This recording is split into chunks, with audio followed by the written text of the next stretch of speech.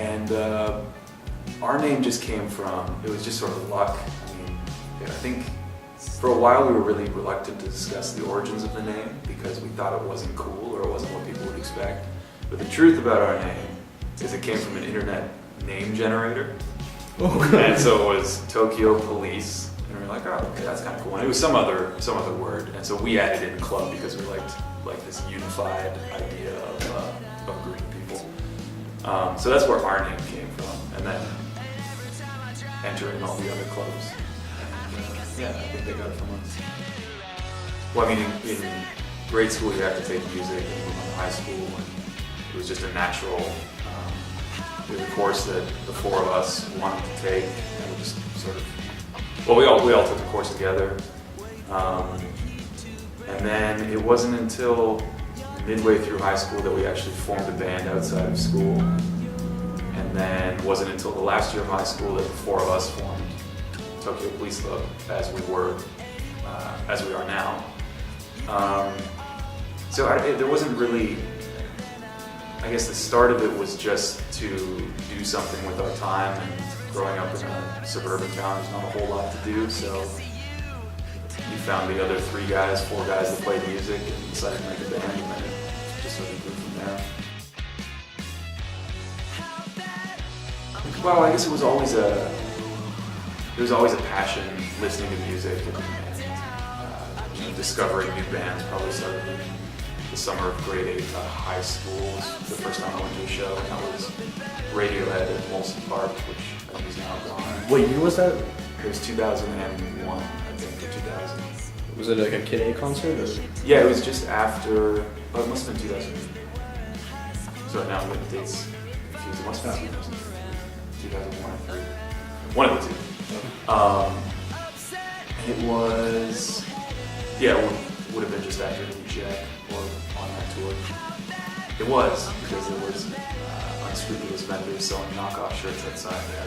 Yeah, I remember that by now.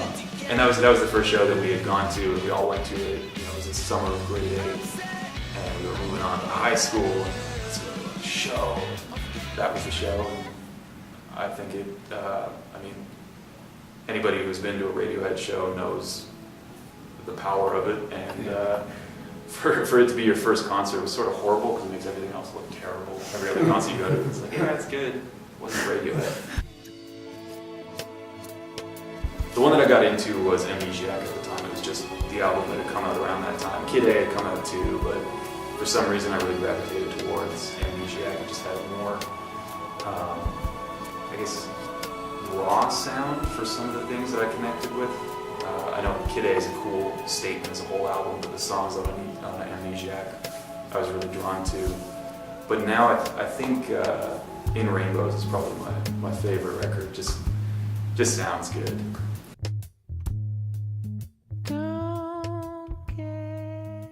Yeah, I think when we started, it was, I sort of said we were just going into high school, and you're at that age where it's a very, you're discovering artists for the first time that you like, and not just what your parents liked or what's on the radio.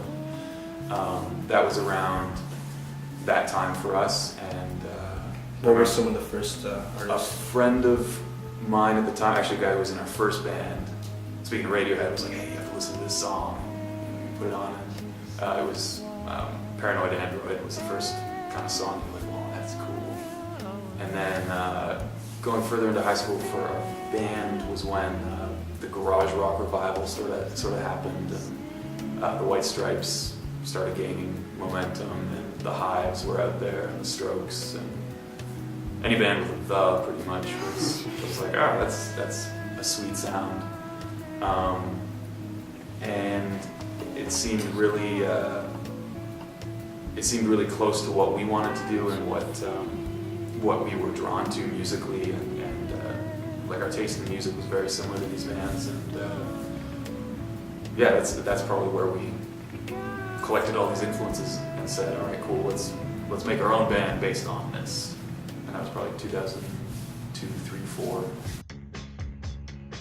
You can communicate it without words sometimes, just like, oh, I like that song from that album, let's start that part, or that sound, or there's definitely albums that that we all know inside and out, like the back of your hand, and you're able to draw influences from and shape a song. And maybe mold one of your songs after that song. But then everybody has their own individual tastes as well that sort of provide a little bit of difference. So it's not just a rip-off of that Stroke song or something else.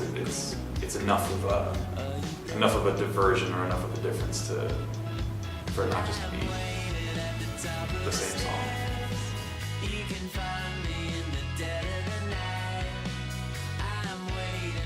For us, it can be anything. It can be a lot of the times Dave writes all the lyrics, and we'll write the core of the song, the skeleton of the song with chords, or maybe just a vague idea of, yeah, this song's gonna be, like song 2 by Blur or something.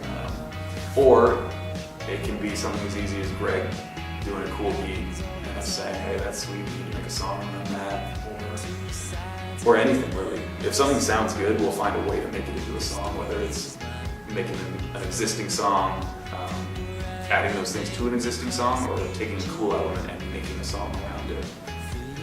So whatever sounds cool, we'll use it. Again, it can go back and forth. A lot of it, any song that Dave will bring in will normally have both elements to it, just because he's a very strong songwriter, and can have, and normally as soon as he writes something, there will be lyrics put onto it, and he's good at that. If it's something that just happens in the practice space, like a guitar riff or a drum beat, we'll try to make it into a sketch of a song, and then he'll take it home and say, oh, okay, I have a song that's sort of similar to that, so maybe I can put the lyrics on it, or he'll write all new lyrics for it. There's a song on our recent album that was just kind of a loud space jam that we had, and it seemed way too angular and too aggressive to make it into a song, and Dave came back, he took a recording of it, came back the next day and was like, hey guys, you know that thing you were working on yesterday? I put lyrics on it. And we were just amazed that somehow we could weave a melody into it. And so it can happen any number of ways.